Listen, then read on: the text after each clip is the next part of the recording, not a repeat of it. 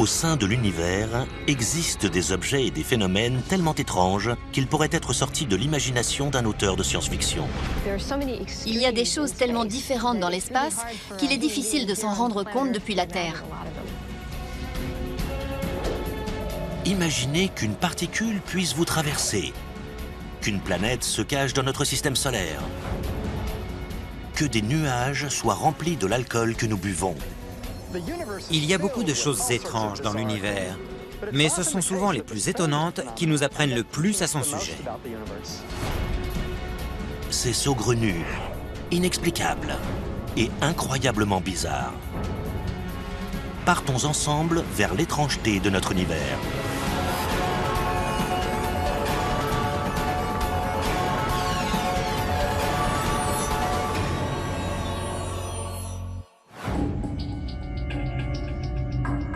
De la Voie lactée aux confins de notre galaxie à des milliards d'années-lumière, nous sommes entourés de choses étranges.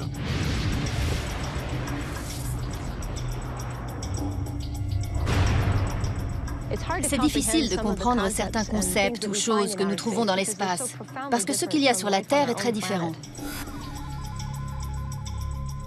Plus on pense apprendre, moins on sait de choses. Il nous reste à découvrir une quantité infinie de choses étranges dans l'univers.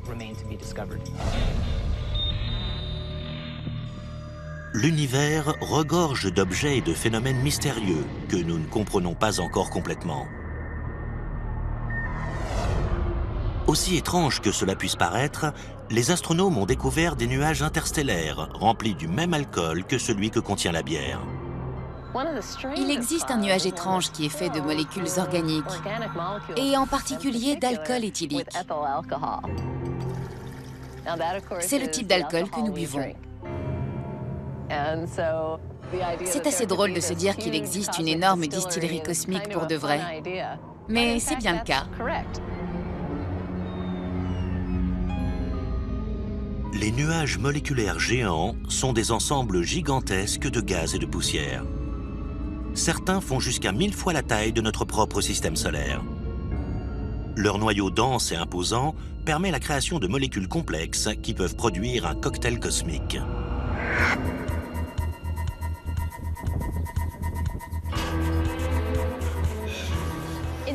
Dans cette microbrasserie, on utilise de l'orge, de l'eau et de la levure pour faire de l'alcool.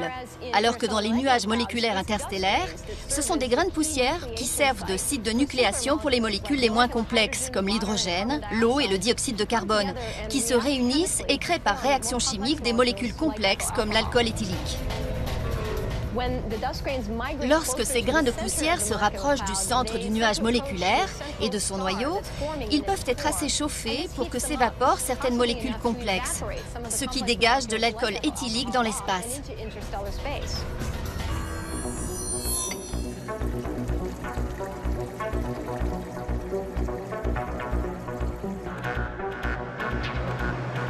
Merci. Comme dans cette microbrasserie, les grains de poussière des nuages moléculaires sont des lieux de rencontre pour que les molécules esselées se réunissent pour en former de plus complexes. Le premier nuage d'alcool a été découvert en 1975. Depuis, on a pu observer encore plus de ces nuages vraiment étranges. Le G34-3, qui se trouve dans la constellation Aquila, fait 1 millier de fois le diamètre de notre système solaire.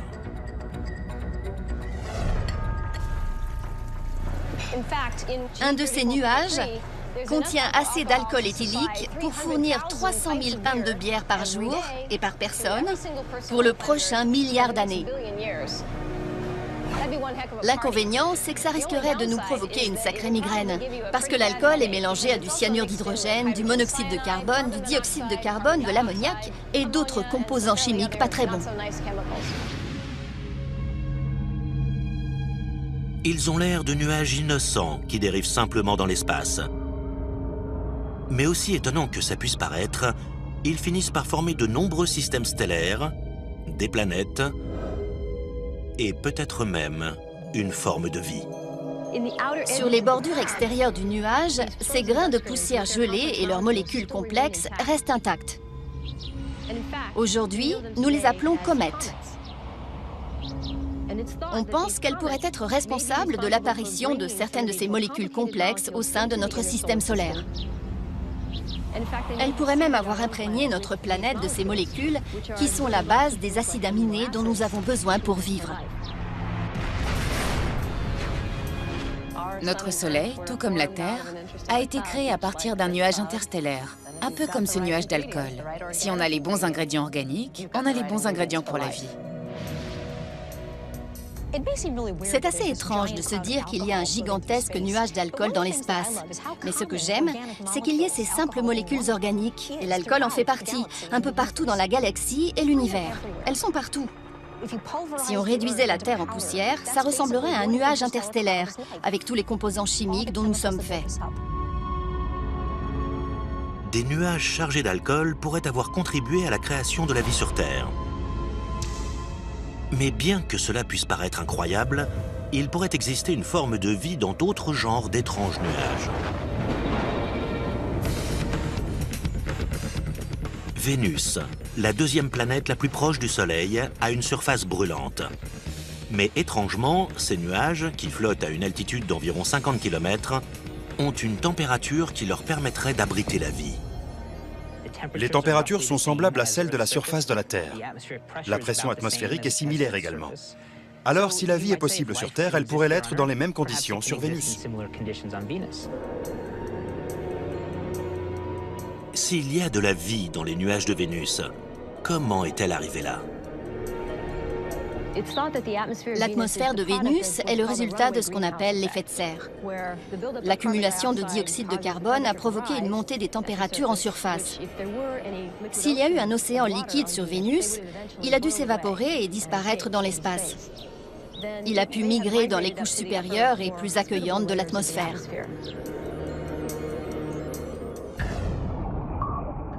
La vie telle que nous la connaissons nécessite de l'eau. Les nuages de Vénus en contiennent sous forme d'acide sulfurique concentré.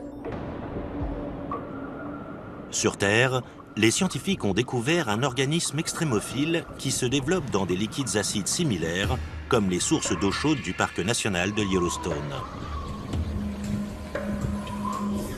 Certaines personnes estiment que des organismes peuvent survivre dans les nuages de Vénus.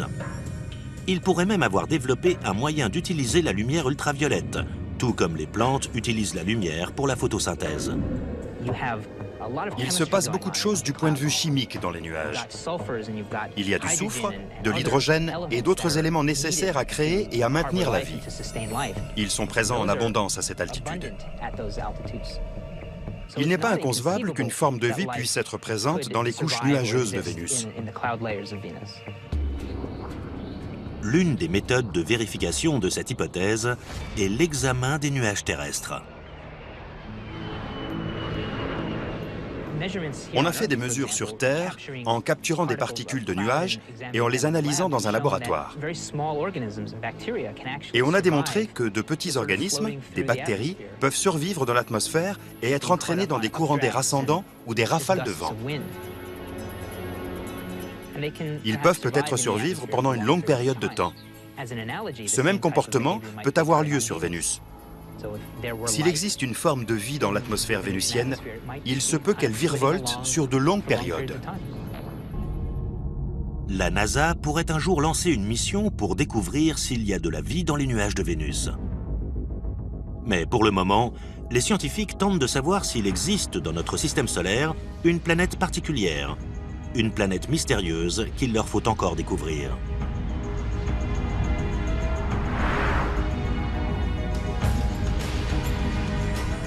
La planète X existe peut-être au-delà de Neptune.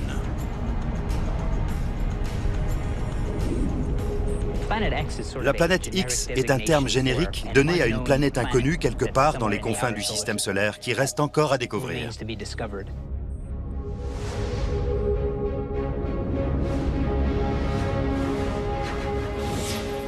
Les astronomes ont commencé à spéculer sur la possibilité d'une planète supplémentaire en observant la ceinture de Kuiper, un dépôt de roches de glace au-delà de l'orbite de Neptune.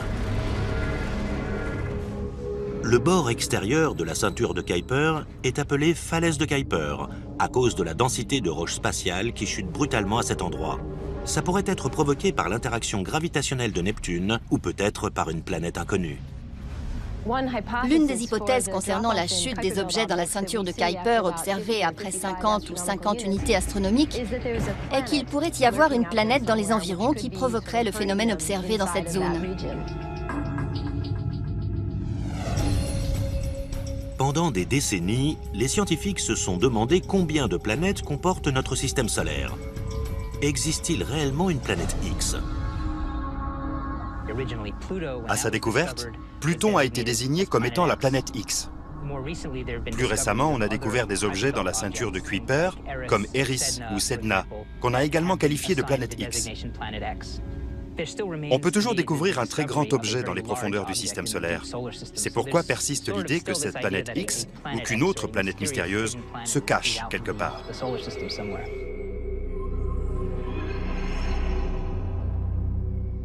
Les scientifiques pourraient rapidement résoudre le mystère de la falaise de Kuiper. S'il existe réellement une planète X, ces fins limiers de l'espace la trouveront. On devrait pouvoir découvrir assez rapidement si une telle planète existe vraiment grâce à une nouvelle génération de télescopes à grande échelle qui vont pouvoir absolument tout détecter.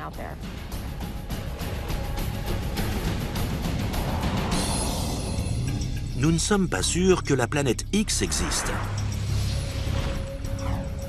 Mais d'autres planètes ont pu être observées dans les confins de l'espace. Et elles sont vraiment extraordinaires.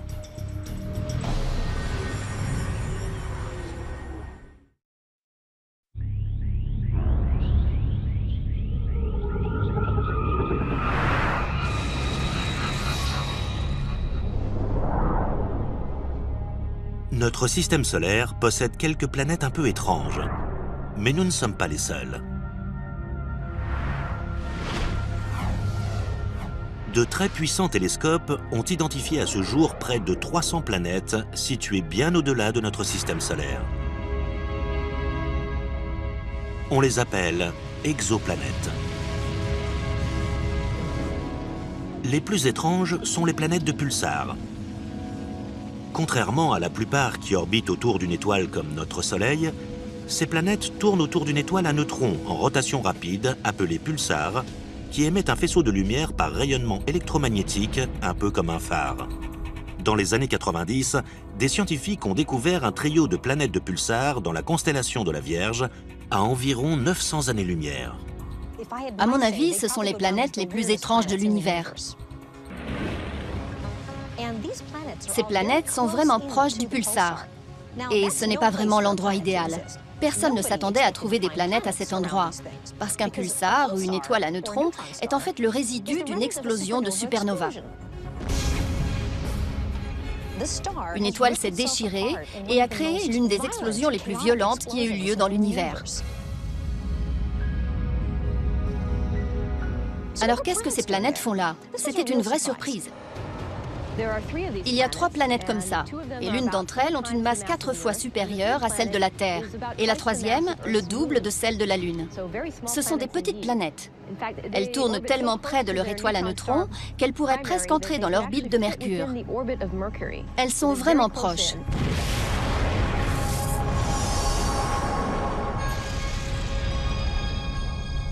Une question persiste. Comment ces planètes ont-elles survécu à la supernova?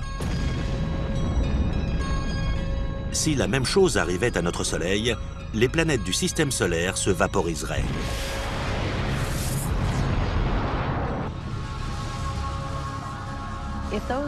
Si les planètes que nous voyons étaient là au moment de la supernova, et si elles y ont survécu, toute forme de vie qui aurait pu s'y trouver s'est probablement éteinte. Nous n'avons aucun espoir.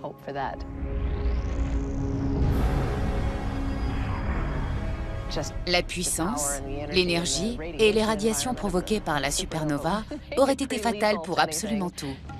Si les 3 planètes n'étaient pas dans l'orbite de l'étoile au moment de son explosion, comment seraient-elles arrivées là? Peut-être que ces étranges planètes de pulsars ont été créées à partir des débris de la supernova, l'étoile qui a explosé. Peut-être qu'une partie de l'étoile ne s'est pas vraiment échappée et qu'elle contenait assez de matière pour que les 3 planètes puissent être formées. Nous n'avons aucune certitude à ce sujet. elles remettent tout ce que nous pensions en question. Les planètes de pulsars nous offrent un tout nouvel aperçu sur la formation des systèmes solaires dans l'univers. Si les planètes de pulsars se sont formées après l'explosion de la supernova, cela prouve que la formation des planètes peut se faire dans des environnements assez extrêmes et inattendus. On n'a peut-être pas besoin de quelque chose d'aussi ordonné que le gaz qui a formé notre système planétaire. C'est une bonne chose. Mais si elles étaient présentes avant l'explosion et sont restées liées à l'étoile, c'est très intéressant, car ça démontre que le lien entre les planètes peut survivre dans certaines circonstances. Les planètes de pulsars sont de vraies curiosités. Mais les étoiles à neutrons ou les pulsars autour desquels elles gravitent sont également très étranges.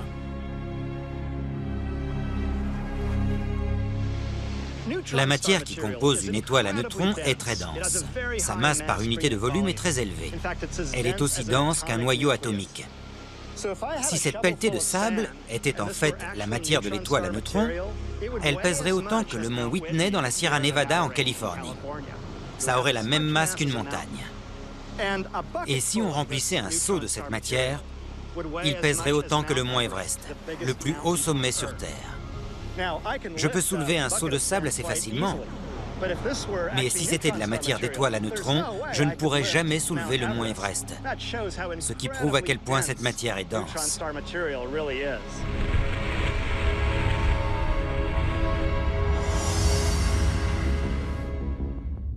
Il existe deux types d'étoiles à neutrons.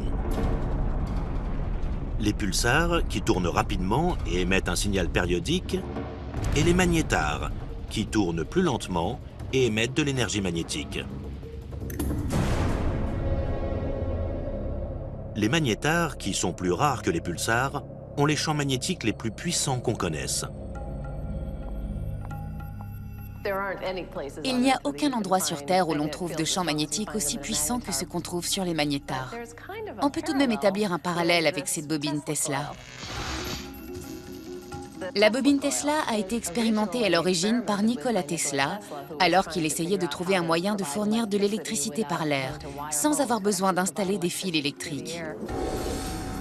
Il y a une grande différence de voltage d'environ 1 demi-million de volts entre le cylindre du milieu et la cage qui l'entoure. Dans l'intervalle, une énergie est libérée.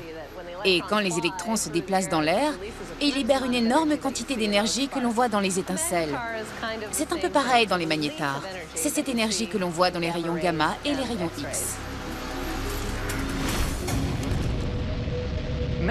Les magnétars peuvent libérer de grandes quantités d'énergie. Non pas de manière périodique comme les pulsars, mais plutôt au hasard. Il y a comme un tremblement d'étoiles à la surface. Et plusieurs champs magnétiques se réunissent et libèrent beaucoup d'énergie, qui se transforme en rayons gamma et en rayons X. Les magnétars et les pulsars sont des étoiles assez étranges. Mais les scientifiques ont découvert quelque chose d'encore plus étrange.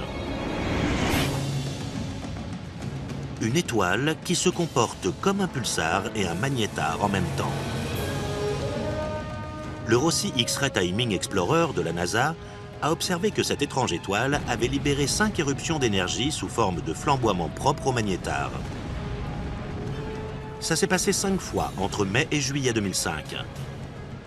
À chaque fois, ça a duré moins d'1 seconde, mais l'énergie libérée équivalait à celle de dizaines de milliers de soleils.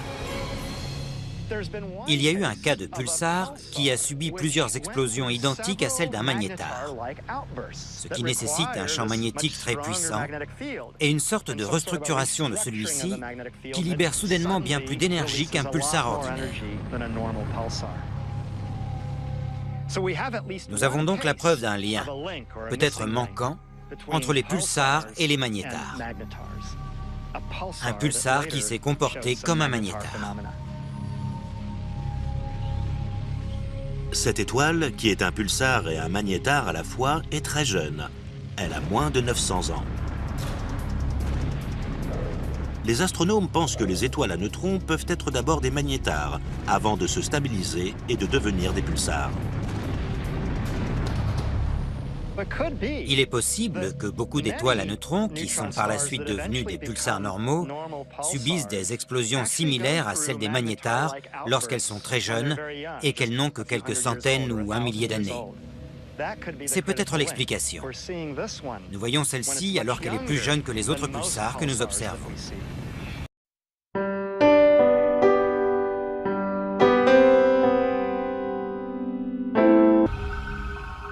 Il existe des étoiles inhabituelles dans le cosmos. Mais il y a d'autres choses tout aussi étranges dans l'espace.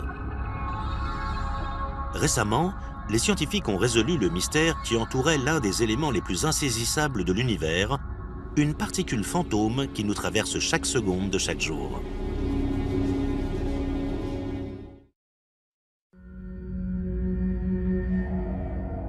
L'univers regorge d'un nombre infini de planètes et d'étoiles anormales. En parallèle, il existe tout autant de choses étranges et plus petites dans l'espace. Les êtres humains, tout comme l'univers, sont faits de matière normale, qui consiste essentiellement en 4 particules fondamentales. L'une d'elles est une particule fantôme appelée neutrino. Pour moi, les neutrinos font partie des éléments de matière normale les plus étranges de l'univers. En ce moment même, il y a 50 trillions de neutrinos provenant du Soleil qui traversent mon corps. Et il y a d'autres neutrinos provenant d'autres étoiles qui traversent la Terre en toutes directions. Ces choses me pénètrent par trillions chaque seconde. Mais nous n'en avons même pas conscience. Elles n'interagissent pas vraiment avec nous. Il existe une petite particule étrange du nom de neutrino, ce qui veut dire le petit neutre en italien. Sa masse est très faible. C'est une infime quantité de presque rien. Mais il contient de l'énergie et il traverse l'espace presque à la vitesse de la lumière.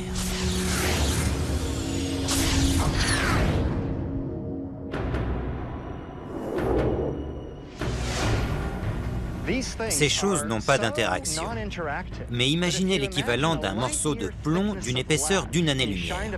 Si on envoyait un rayon de neutrinos dans sa direction, la moitié d'entre eux traverserait le plomb et en sortirait indemne. Les neutrinos sont communément formés suite à des réactions nucléaires à l'intérieur d'étoiles et de notre Soleil aussi.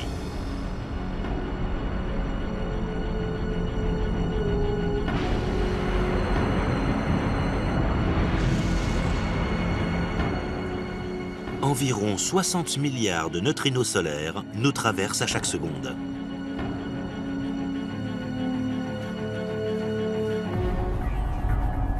Mais d'autres sources créent des neutrinos. Ils sont produits par des réacteurs nucléaires. Certains d'entre eux sont produits par des déchets radioactifs d'éléments contenus dans la roche qui nous entoure. D'autres sont produits lorsque les rayons cosmiques pénètrent dans notre atmosphère. Quand ils le font, c'est avec la puissance d'une balle rapide allant à près de 150 km/h.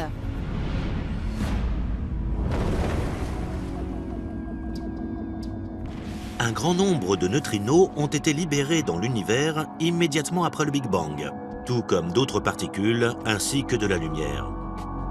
Les humains sont les descendants de ce mélange.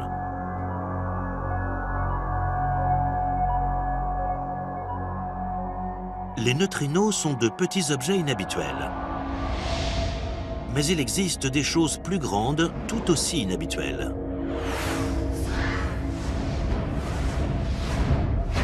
Les astéroïdes sont des restes rocheux de la formation du système solaire. Ces rochers de l'espace sont à la base en orbite dans la ceinture d'astéroïdes entre Jupiter et Mars. Parmi le milliard d'astéroïdes présents dans la ceinture, l'un d'eux est vraiment excentrique. L'un des astéroïdes les plus étranges s'appelle Toutatis. Et je suppose que s'il attire notre attention, c'est parce qu'il n'est pas tout à fait rond. Il a une forme un peu originale. On dirait un peu une quille de bowling allongée, comme 2 bosses reliées par une partie plus étroite. Certains pensent même qu'il s'agit de 2 morceaux différents à peine reliés entre eux. Sa période de rotation est assez étrange. On dirait qu'il tombe, un peu comme un ballon qu'on aurait mal lancé. Il ne tourne pas autour de l'un de ses axes primaires. On dirait qu'il dérive dans l'espace, qu'il tourne en suivant 3 axes.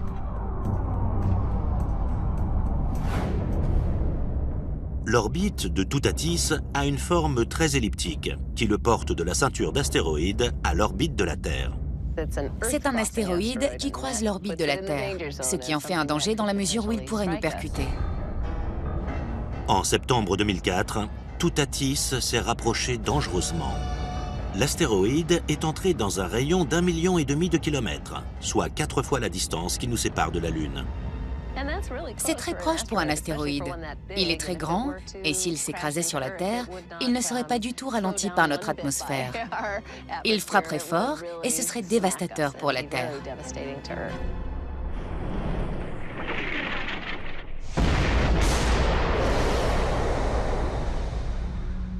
Il ne repassera pas si près avant le 26e siècle, donc dans plusieurs centaines d'années. On est hors de danger en ce qui concerne Toutatis, mais il faut quand même garder un œil dessus. Toutatis n'est pas un astéroïde comme les autres. Mais il y a des corps célestes bien plus grands et plus étranges qui errent dans l'univers. Une lune, également appelée satellite, est un corps céleste qui tourne autour d'une planète ou d'un objet plus petit, comme une planète naine ou un astéroïde. Il existe environ 240 lunes rien que dans notre système solaire. Pourtant, notre Lune est le seul satellite du système solaire qui éclipse totalement le Soleil.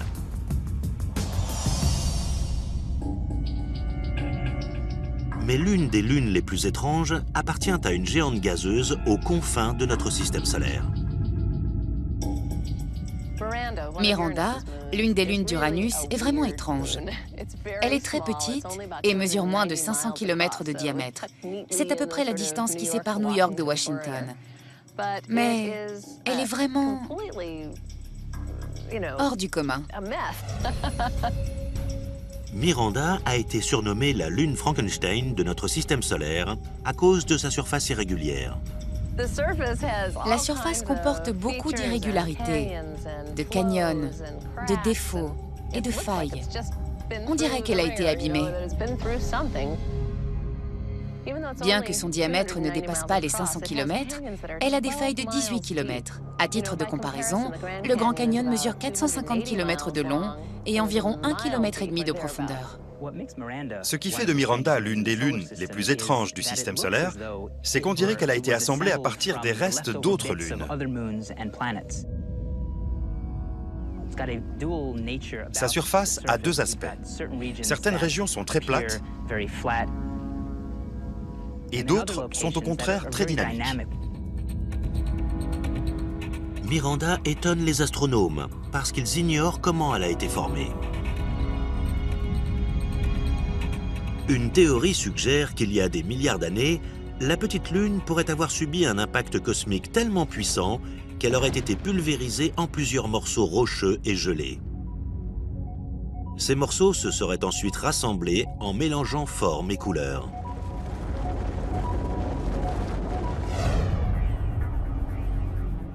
Mais une autre hypothèse suggère que la surface de Miranda est le résultat de la création de failles dues à des pressions énormes qui poussent de grandes masses rocheuses au-delà de leurs limites.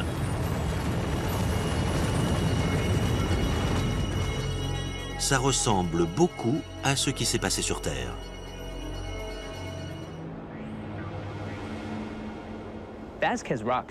Vasquez Rocks, en Californie, est apparu parce que 2 plaques tectoniques se sont rencontrées et ont exercé une grande pression l'une contre l'autre. Afin de soulager cette pression, on crée des plis à la surface, d'où ces grandes irrégularités que l'on observe partout. Quelque chose de similaire se passe sur Miranda, où il y a une pression énorme sur la surface qui cause la création de plis et de failles, d'où les pics et les escarpements que nous voyons. Miranda n'est qu'un des objets inexplicables parmi 1 million d'autres qui composent la Voie lactée. Mais notre galaxie n'est pas la plus bizarre de l'univers. il y en a d'autres qui nous obligent à redéfinir le mot « étrange ».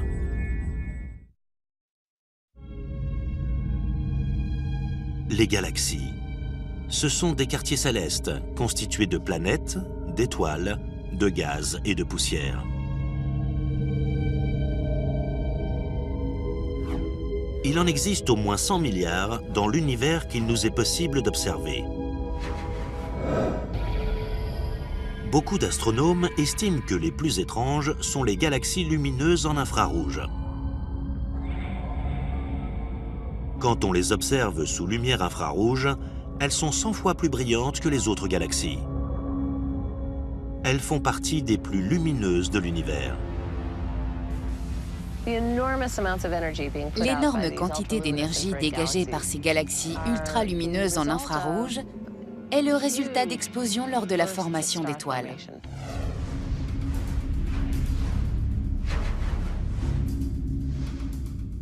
Dans notre galaxie, une étoile de la taille du Soleil naît chaque année.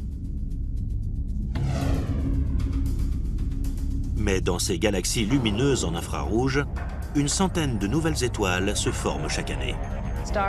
Les étoiles sont formées à partir de gaz interstellaires et sont entourées de poussière.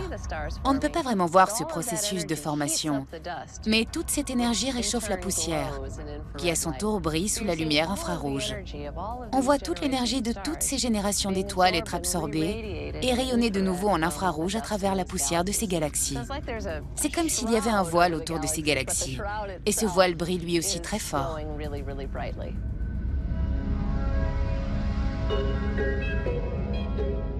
Les galaxies lumineuses en infrarouge ont été découvertes dans les années 80, quand le télescope spatial infrarouge IRAS a remarqué des galaxies très lumineuses dans des longueurs d'onde infrarouges qui étaient un trillion de fois plus puissantes que le Soleil.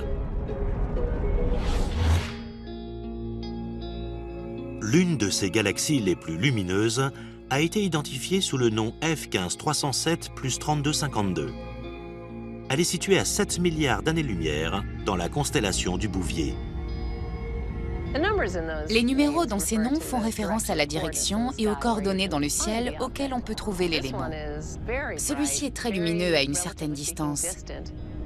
Et c'est une découverte très intéressante car il y a tant d'étoiles en formation et nous voulons comprendre pourquoi. Comment est-ce que ça s'est produit? Qu'est-ce qui a déclenché cette grande quantité de formation d'étoiles que nous observons? L'une des hypothèses est que ces galaxies sont très actives parce qu'elles sont le résultat soit de fusion, soit de tentatives de fusion avec d'autres galaxies. Quand une galaxie se rapproche d'une autre, ou même entre en collision avec elle, il peut y avoir une compression d'une grande quantité de gaz, qui peut déclencher une vague de formation d'étoiles ou canaliser de manière efficace le gaz dans un trou noir, ce qui crée de la chaleur autour du disque d'accrétion. À ce jour, nous recherchons encore activement l'explication du processus qui crée ces galaxies inhabituelles.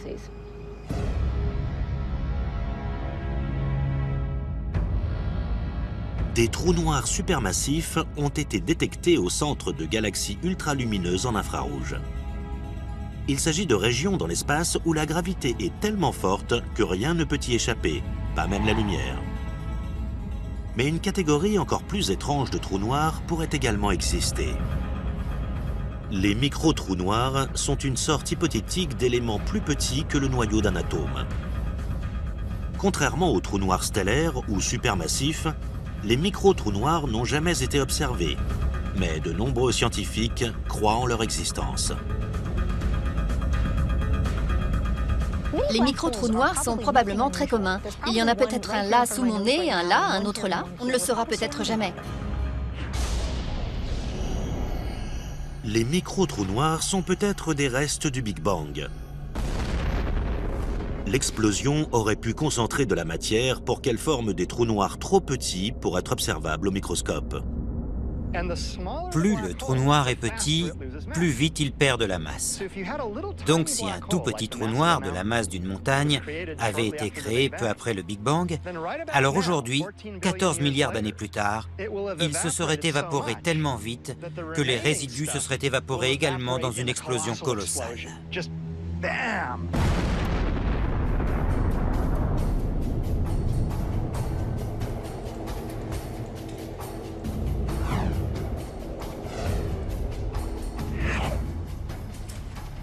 Les scientifiques pourraient démontrer l'existence de micro-trous noirs en les créant de manière temporaire sur Terre. En Suisse, ils ont construit le Grand Collisionneur de Hadron.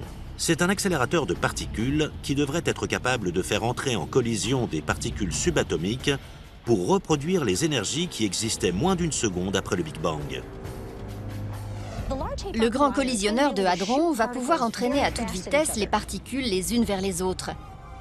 Et pendant un instant, il y aura beaucoup de masse dans un espace très limité. Et on pourrait parvenir à créer des micro-trous noirs. C'est une idée fantastique. Nous sommes sur le point de créer des micro-trous noirs artificiels dans un laboratoire.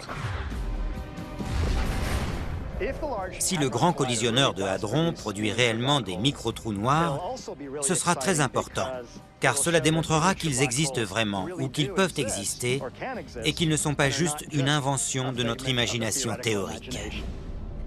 Les micro-trous noirs que le Grand Collisionneur de Hadron pourrait produire n'existeraient qu'un instant avant de disparaître. Si ça fonctionne, l'expérience pourrait également révéler certains secrets au sujet d'un autre phénomène curieux dans l'univers. Une matière qui est complètement invisible. Pour trouver cette matière fantôme, les scientifiques n'ont pas eu à chercher plus loin que dans notre propre quartier galactique, la Voie lactée.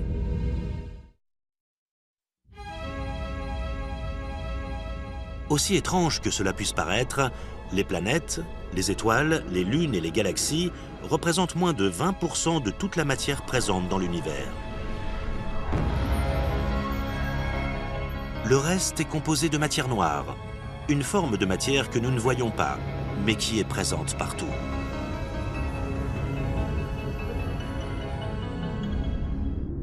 L'idée de la matière noire a pour la première fois été introduite au début des années 30, mais peu de scientifiques y ont cru à l'époque.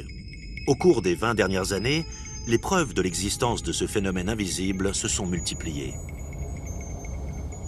Quand on a commencé à dessiner la carte de la Voie lactée, on a remarqué que les étoiles au bord de la galaxie se déplaçaient si rapidement qu'elles auraient dû en sortir.